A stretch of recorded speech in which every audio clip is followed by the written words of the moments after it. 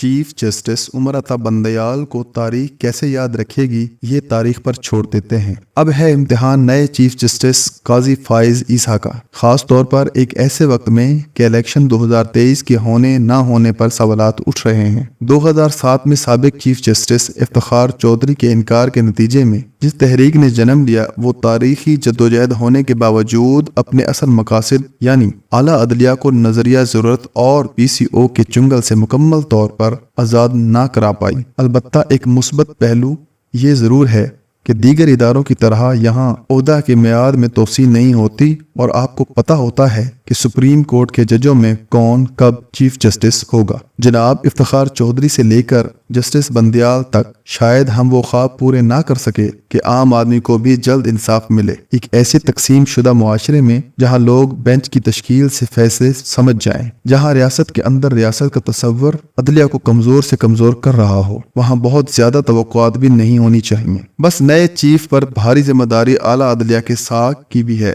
एक कंट्रोल जमहूरियत में जहाँ चंद साल बाद सियासत का नया स्क्रिप्ट तैयार किया जाता हो, जमातें बनाने और तोड़ने की फैक्ट्रियां लगाई जाती हों, वहाँ अदलिया की सियासी फैसलों में शक को शुबाहत आते हैं।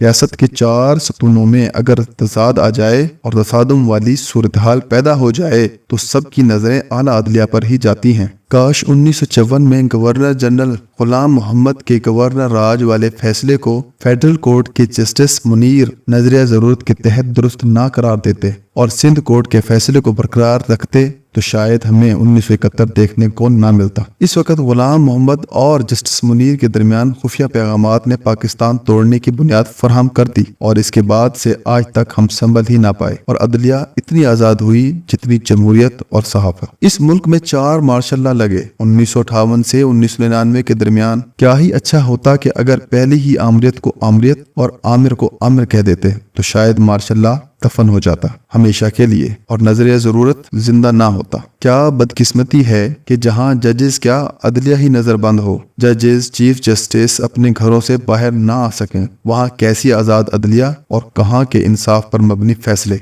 आला अदलिया के जजों और घरों की ऑडियो वीडियो लीक होती हों और कोई तहकीक ना हो, कमीशन बने तो इसे रोक दिया जाए, वहाँ खुद जजेस कैसे महफूज हो सकते हैं। ऐसे फैसले तो वीडियो रिकॉर्ड करने वाले को हौसला देते हैं। एक बार साबिक चीफ जस्टिस सईदुज़्ज़मान सिद्दीकी मरहूम ने बताया था कि 16 अक्टूबर 1999 की शाम जब ये बात वाज़ेह हो गई थी कि हुकूमत खत्म कर दी गई है और फौज ने इख्तियार संभाल लिया है, मैंने साथी जजों को फोन करना शुरू किया कि क्या करना है। माँ सिवाय चंद जजेस के जिनका ताल्लुक कराची से था, किसी ने या तो फोन नहीं उठाया या अगर मगर करके इस मसले पर बात नहीं की। जब हम खुद ही कमजोर हो जाएं तो किसी से क्या शिकायत। मैं कोर्ट जाने के लिए दूसरे दिन बाहर निकला तो एक जूनियर अफसर ने जो बाहर ही खड़ा था मुझसे कहा, सर आप घर से बाहर नहीं जा सकते। जिस मुल्क में एक वजीर आजम को अदालती कत्ल के जरिए फांसी दी जाए और इस बेंच के एक जज सालों बाद एतराफ करें कि उन्होंने जूनियर जज होने के नाते फांसी के हक में फैसला दबाव में आकर दिया और फिर वही जज इस मुल्क का चीफ जस्टिस बने, वहाँ इंसाफ ना होता है और ना होता हुआ नजर आता है। एक जमाना था जब जजेस अपने फैसलों से बोलते थे,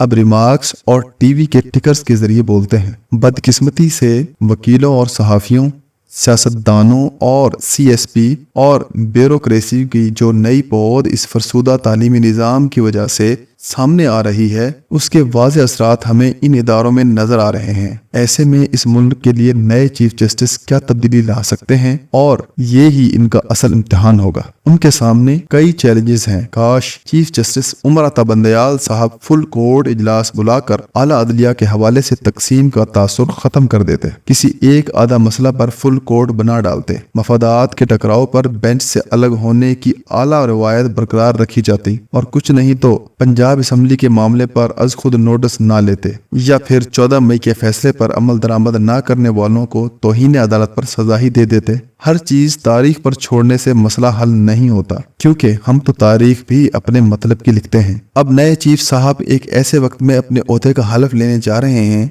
जहां उन्होंने एक तरफ आला अदलिया की तकसीम के तासुर को ज़ाहिल करना है, बहुत से अहम फैसले करने हैं سپریم کورٹ کو سیاسی معاملات سے دور رکھنا ہے، از خود نوٹس کے طریقہ کار کو اور اس کے خلاف اپیل والے مسئلے کو دیکھنا ہے، اور سب سے بڑھ کر سول کورٹ سے سیشن کورٹ تک، ہائی کورٹ سے سپریم کورٹ تک، اور ان عدالتوں کے درمیان انسداد دہشت گردی کی عدالتوں سے لے کر ملٹری کورٹس تک کے معاملات کو صرف دیکھنا ہی نہیں، حل بھی کرنا ہے۔ عام آدمی کے لیے تاریخ پر تاریخ کے رجحان کو ختم کرنا ہے، شاید ان کے لیے یہ آسان نہ ہو، کیونکہ خود ہماری وکلا برادری اور بار ایسوسی ایشن سیاسی طور پر مکمل تقسیم ہیں۔ وکیلوں پر بدقسمتی سے سیاسی مفادات حاوی ہیں۔ خود میری برادری میں صحافیوں کو وزیر، مشیر اور وزیر اعلیٰ بننے کا شوق بڑھتا جا رہا ہے، تو دوسروں سے کیا شکایت؟ آج کا تو فلسفہ صحافت بھی یہ ہے، جو دکھتا ہے وہی بکتا ہے، پھر چاہے وہ ضمیر ہی کیوں نہ ہو۔